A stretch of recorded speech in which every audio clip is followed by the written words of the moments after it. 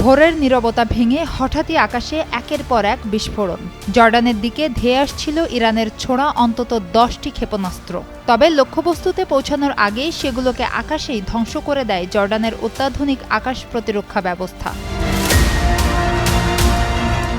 শনিবার জর্ডানের সশস্ত্র বাহিনী জানায়, দেশের সার্বভৌমত্ব, আকাশসীমা এবং নাগরিকদের নিরাপত্তা নিশ্চিত করতেই এই প্রতিরোধ অভিযান চালানো হয়েছে।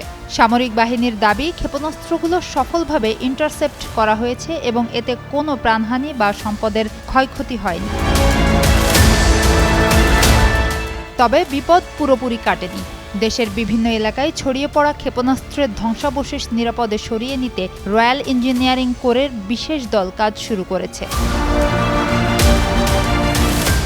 এর আগে শুক্রবার ইরান দাবি করে, প্রতিশোধমূলক অভিযানের অংশ হিসেবে কুয়েত, ওমান, সিরিয়া, জর্ডান ও বাহরাইনে থাকা যুক্তরাষ্ট্রের সামরিক স্থাপনাগুলোকে লক্ষ্য করে হামলা চালানো হয়েছে।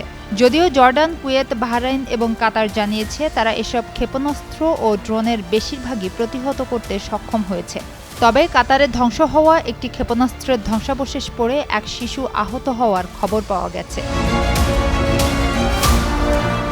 বিশ্লেষকদের মতে, মধ্যপ্রাচ্যে চলমান উত্তেজনার মধ্যেই নতুন এই ক্ষেপণাস্ত্র প্রতিরোধের ঘটনা স্পষ্ট করে দিচ্ছে, অঞ্চল জুড়ে সংঘাত এখনও থামেনি, বরং পরিস্থিতি আরও জটিল হয়েছে।